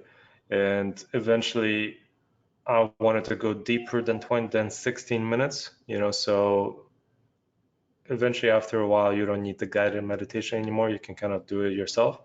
And once in a while it's nice to kind of go back to the guided meditation. So I have a bunch of them. I actually have 44 exactly of these meditations, and a lot of times I just do them by myself. But whenever I feel like just doing a quick 16-minute or 20-minute guided meditation, then I'll just pop one of these meditations in, But at the beginning, I did a lot of these meditations, and I kind of just like, by being guided into it, it's a little bit easier to experience things, rather than trying to figure it out yourself, right? But you can definitely figure it out yourself as well. These are just very easy exercises that they offer. But there's many cool experiences out there. And at the end of the day, the manifestation side of things, those are the really interesting ones, because those are the ones that you can truly, truly apply into this physical reality by getting so deep into the visualization side of things, or into the manifestation side of things, where you see it and you feel it. It's more than just the act of visualizing. It's putting all of it together and having an experience, you know, of what it feels like to live 2 years into the future. You know, what does your life look like? And then you still have to bring that into the physical, bring that into this reality, you know, because you can live up there, but at some point you have to bring it down to this if you want to truly manifest it into the physical, because you can live in that world every single day if you want, you know, and you might be happy with that, but eventually you might want to bring it down to the physical. So that's what we're going to be talking about in the next lesson. Lesson number 6 will talk about manifestation from that side of things. So that's kind of it for today, guys. I know I went a little bit deep, maybe a little bit all over the place, but hopefully not. Hopefully you guys got some wisdom and value out of this. Let me know, give me your thoughts, give me your comments for those who are attending live, and give me your questions as well. I'll spend 10 minutes or so answering some of your questions, and then we'll slowly wrap it up. Nick says, this universe is bonkers. Yeah, it's interesting.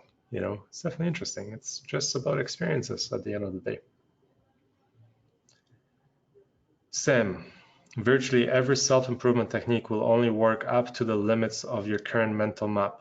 If you are already living at the limit or close to the limit of your current mental map, then any success or self-improvement technique, including self-hypnosis, will produce at best very minimal positive changes in one's life. And that can be extremely disheartening. Doesn't it make sense? Yeah, you just told yourself that you cannot do it. Makes total sense.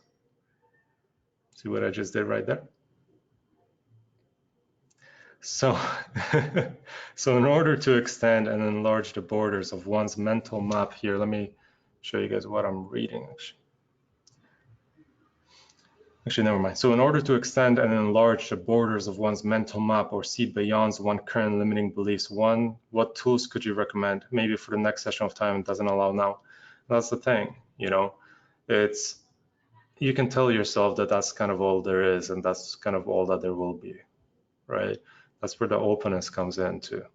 Do you guys have the tools now? Tools now is you just have to do. You just have to do, right?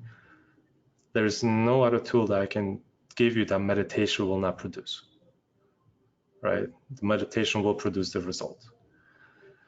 And if you want to go deeper into these mental maps, right? Breaking these mental maps, well, that's experiences that within a meditation, that's when, again, what I talk about remapping your limiting beliefs, right?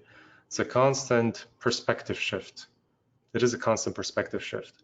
It's a constant awareness. It's seeing things from a growth point of view versus limiting point of view, because that question comes from a limiting mindset versus a growth mindset.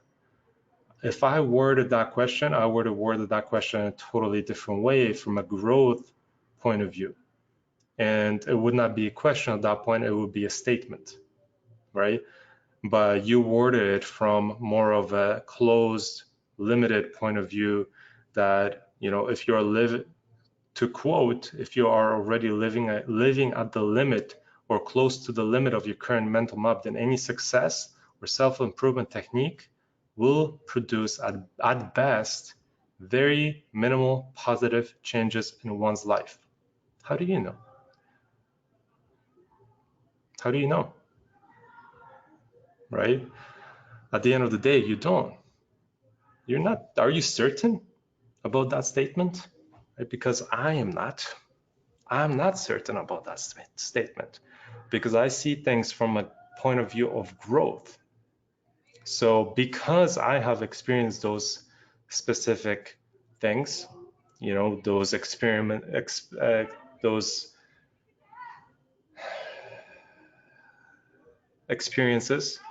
but also because I've read those books, many books, it's not about all of a sudden I've hit a roadblock.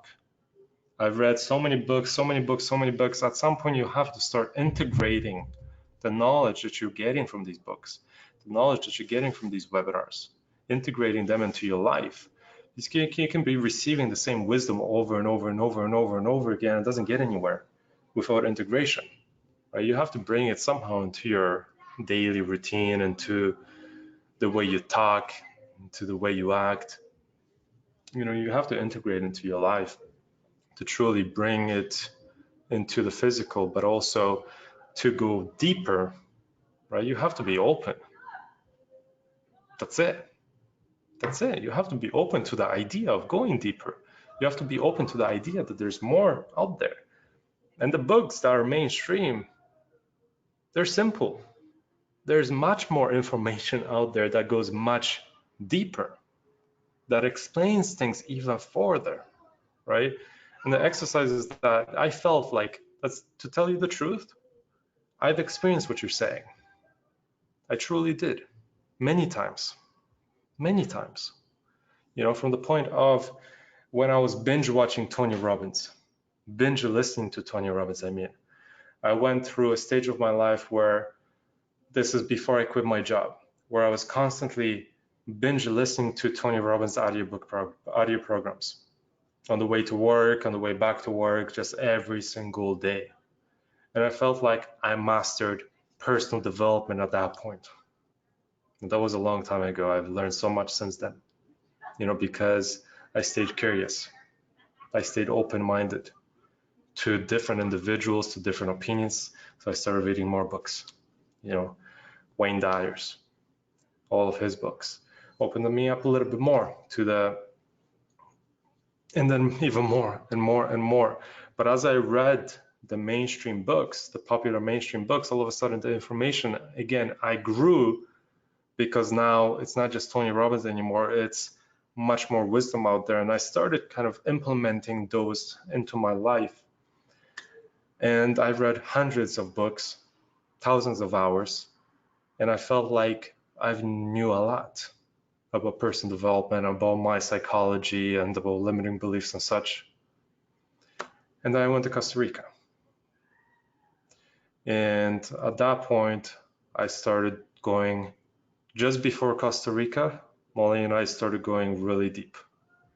And that's truly maybe a couple years, a year or so into our meditative practice. We started meditating, and maybe a year into meditation, we started to go deeper, right, than the mainstream books, into more knowledge out there, such as Journey of Souls and those types of books that I'll kind of share throughout this program here, throughout this masterclass. And as I started to go deeper and deeper and deeper, again, I stayed curious. Molly stayed curious. If I stayed with, my mind was, just say, if I said to myself that the changes are very minimal, man, I would not be where I am right now, you know, because I would have lived back in the Tony Robbins days and just focused on that information. But my perspective now is so much larger than that. And take me back 6 years, I would not be able to explain the things that I know today. You know, and the things that I know today, to me, are life-changing, right? And it's all just because of the experiences that I had. It's all about just because I stayed curious and went deeper into everything, right? So how do you break those barriers? You integrate, first of all, because that's something that people forget to do. They'll just read and read and read and read, or listen and listen and listen and listen, but will not integrate. At some point, you have to integrate. You have to apply it to your life somehow. Otherwise, what the fuck are you listening for anyway, right? So you have to bring that information to your physical life. You have to integrate. But eventually, if you want, some of you, you don't have to, that's the thing, but some of you guys might be curious about some of these concepts, and you might go deeper. And if you don't, that's totally cool, right? It's totally fine. But if you do want to go deeper, you might want to go deeper now. Some of you guys might want to go deeper in 20 years. Who knows, you know? But I stayed curious and I went deeper. And I stayed open-minded to all of the possibilities. Because that's at least one thing that I've learned from those mainstream books, is to be open-minded, you know? So I stayed open-minded. And because of that, again, my life has changed because of the information that I shared during these webinars here, right? So I just shared fragments of it so that you guys can experience that growth yourself, because I can talk about my experiences and such, but they're just my experiences, right? And you're not going to learn from my experiences in regards to this. When it comes to exploring yourself, I'll share my experiences, but I'll mainly want to show you guys how to get there, and open your mind to those different possibilities so that you're open to receiving that information if you want to. But again, limiting language, watch it, right? That's the basics. This is deep stuff. Language is basic. That's not being open-minded, right? So I view everything from a point of expansion, from a point of growth. Because I know this, okay, now I can learn something even more in depth than that. And my understanding of the world, my understanding of self has grown tremendously because I stayed open-minded. I tried things, I experienced things, and I tried to integrate them in the best way that I can every single day,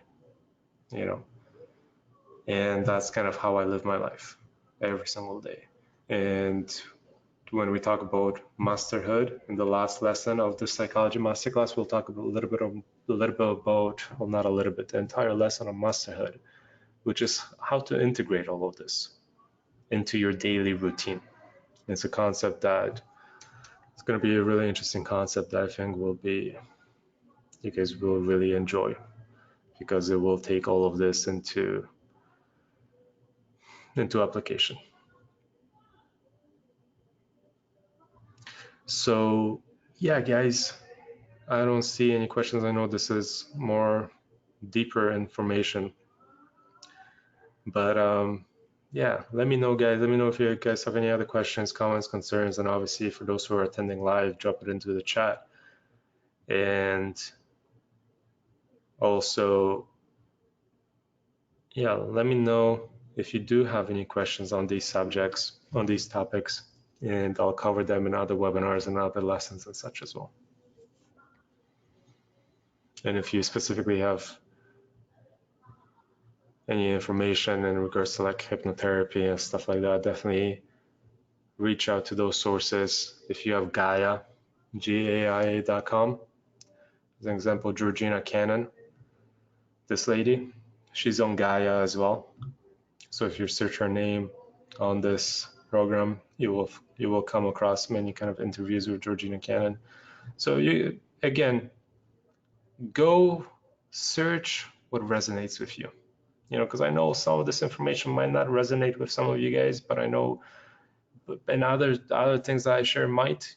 Some of you guys, you might prefer some other things that I talk about. Some of you guys might really dig this stuff, and you might really want to get interested in it. Some of you guys might choose to pursue this a few years from now, but whenever you do,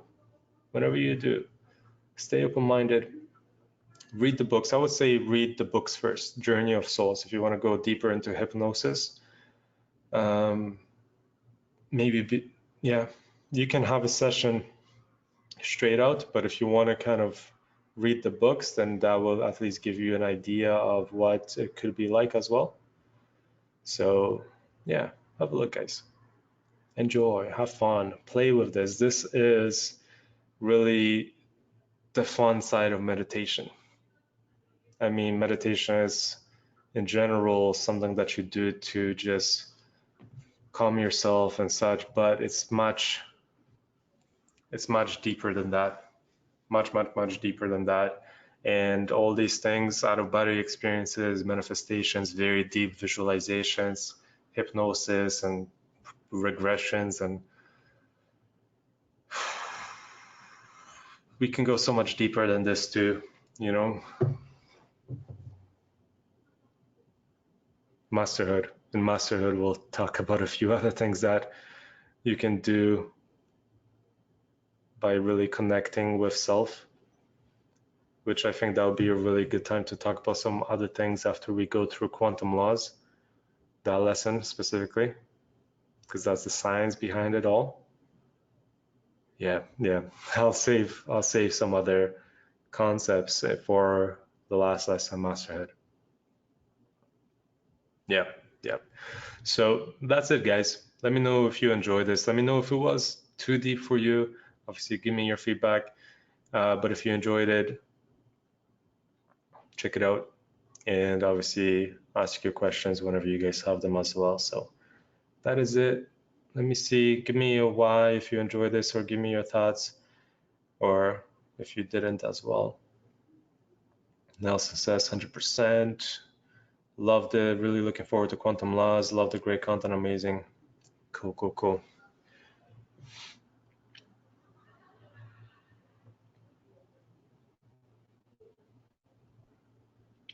Awesome, guys. So stay curious, keep on searching, go deeper, and, play around with your meditations. And maybe you guys should consider about doing like a 1 month, 2 month, 3 month meditative routine. Do it together, for the next little bit. Do it by yourself, whatever you want. But maybe try getting yourself into a daily meditative routine. 10 minutes a day, raise it up to 15, raise it up to 20, go deeper if you want. But start playing around, get yourself into a consistent meditative practice. And then once you really get comfortable within your meditations, then start playing around, man. This is fun. This is interesting stuff that you can experience and go deeper and experience different states of your beingness, right? Different levels of consciousness. And what will come from that? Oh my God. Like, from the things that when we came to Costa Rica, what I was saying before is that I've learned so much. And when I came to Costa Rica, I thought I've kind of knew it all until my world was massively opened up, like massively opened up. And the things that I've learned prior to Costa Rica to the things that I know now is like miles apart when it comes to the wisdom. The things that I have learned during the last couple of years really has transformed me, and it's all this kind of information that I shared with you guys. If you go deeper into all those concepts, you'll see your life change. You will see yourself change, and it's very interesting, and it's very rewarding. And by being open to receiving information in many ways now, because now I can, like I said, meditate, hypnosis, there's many ways that you can receive information, or just pacing, literally. How do I bring that into the physical? Well, from the hypnosis sessions, I will pick up on lessons from those different lives, as an example. From different meditations, I might receive some wisdom. I might go into meditation with the intention of digging a little bit deeper on a subject or a topic, something that you might want to do, right? You might be on a choice point where you have one decision to make and another decision to make. You might take this path, or you may take this path. So you might go into a meditative state and visualize what will your life look like. Project yourself into the future, bend time, and what will your life look like if you took this path, if you took that option, if you started that business, if you partnered up with that individual? What would your life look like? Go into that meditation, do that. And at the same time, also, what would your life look like by taking that other choice, right? And then make it the decision. Which one do you want to bring? Which platform, which idea do you want to bring into the physical? Because you have two choices now. So in your meditation, you can go and experience those two choices. What do they look like, into the future? And then choose one to bring into the physical, whichever you believe is the most optimal timeline. So, I mean, like, I use this for everything, for problem solving, for decision making, but also by going deeper into these meditative states. I went deeper and opened myself up more to receiving wisdom and receiving information, to the point of there's too many things to do. You know what I mean? Like, I came to Vancouver from Costa Rica to grow and expand, and I'm just receiving information so much on different things to do that I just have to do now. That's the thing. That's the next lesson. Lesson number 6 is the doing, right? Because you can receive that wisdom, you can receive that information, then you can take you 10 years to integrate it all. Or you can do it now. And that's where the next lesson comes in. You know, you can get to the point where you receive all that wisdom, you receive all that information, but at some point, you got to bring it to the physical, right? You got to do it.